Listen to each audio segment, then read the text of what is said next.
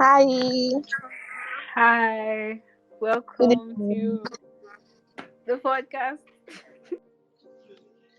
In the next 10 years, if we do not pick up our language now, we will be faced with a soulless community with no evidence of originality. Language is so much more than just words, it's a reflection of the culture, history, and traditions of a people. The loss of a language can be devastating and can affect a community's identity and sense of self, like an individual forgetting his or her own name. Hi, dear listener. I'm Maadiah Johnson, the founder of the Raising Queens Initiative, an NGO established to network girls on a global scale so as to raise a generation of women and men who are self conscious, value oriented, and would create a world where both genders are treated as kings and queens. As an organization, the preservation of heritage and culture can't be undermined. The mother tongue, my mother tongue, is the subject of discussion today. I'm talking about it with you and one amazing individual, Miss Adiola. She's one of the most intelligent minds I'm fortunate to come across. She's a prolific writer, and Miss okay, let me just hand it over to you. Please introduce yourself and greet our listeners in your native tongue.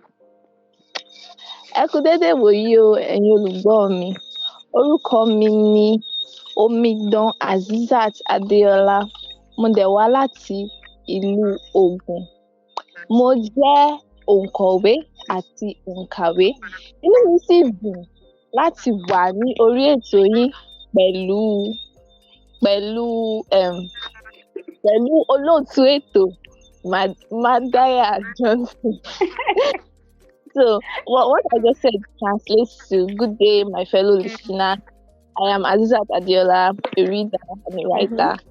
from Ogun State, and I am very excited to be on this program with the host, Maadiah Johnson. Thank you. Wow.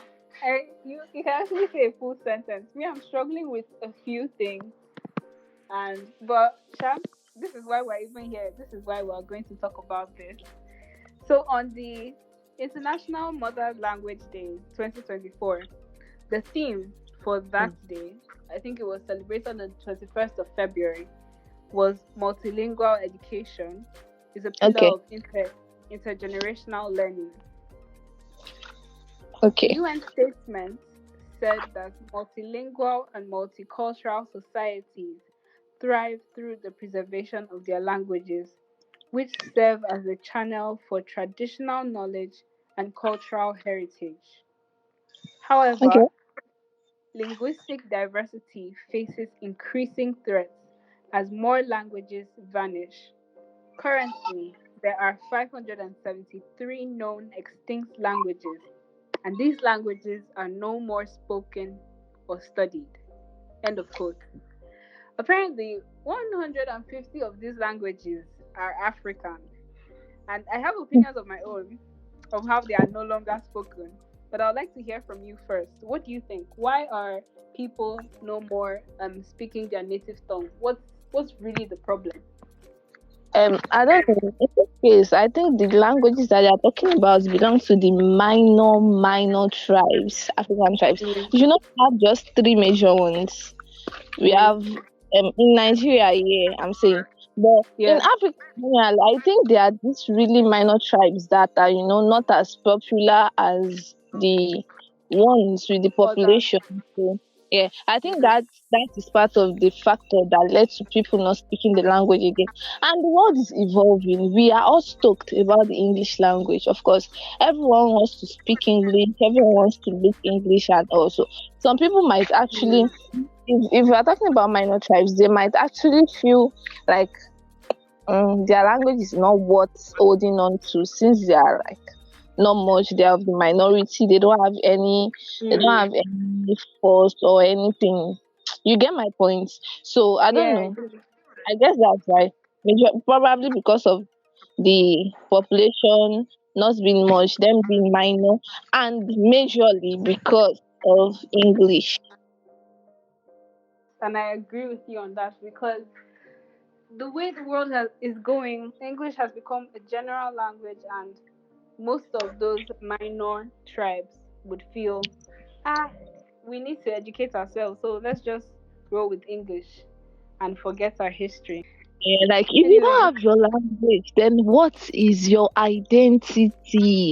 That is the exactly. question. Like we should be proud. See, let me tell you something.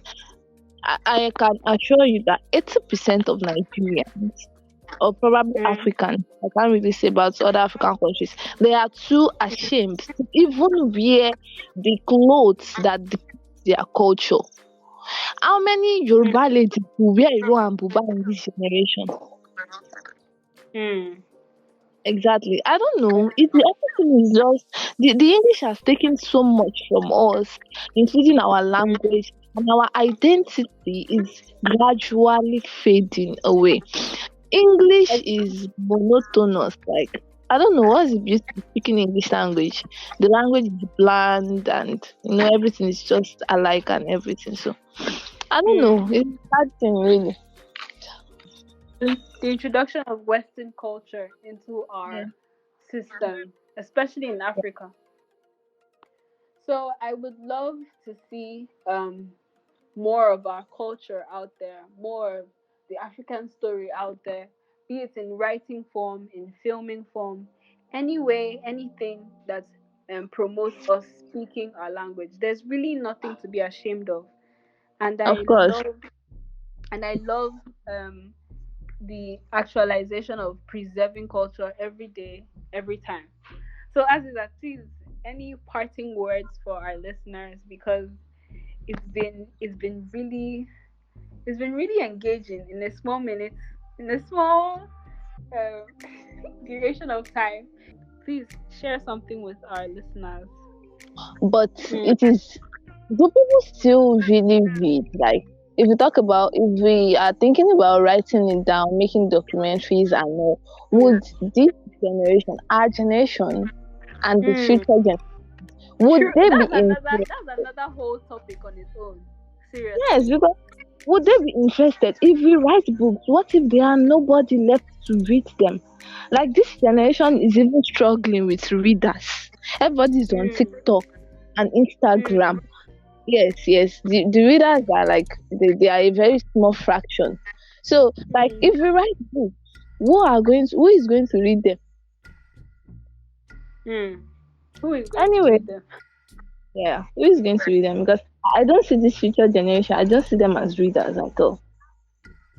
Let's be hopeful, please. Don't conclude. Yeah, yeah, yeah. I'm We have to concluding. keep That's just my inspiring one perspective. day at a time. Yeah, one day at a time. Okay, so I don't really have any other words to say aside from the one I've been saying. But please, your mother's tongue is not something to be ashamed of.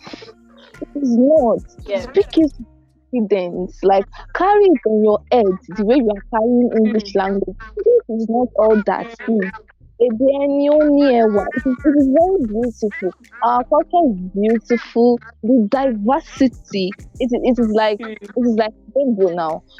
If rainbow consisted of just one color, it would be something bland like that. You understand? Monotonous. mm, But a rainbow has 7 colors, and the combination, anytime we see a rainbow, we'll stop and look at it and smile and all that. So now that is mm, how our culture is. The diversity, the differences, the you understand the majority of things to mm, learn. There are different foods, songs, myths, legends, folk tales.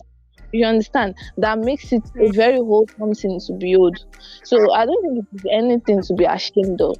Embrace your culture, embrace your identity, embrace who you are. Come to terms of where you came from. Yeah, that's what I have to say. Thank, Thank you. thank you so much, Azi, for joining in. I really enjoyed this conversation, and I've learned a lot from you. And I hope everyone listening now would begin to take action to preserving their language. Thank you so much for listening. Thank you for being here.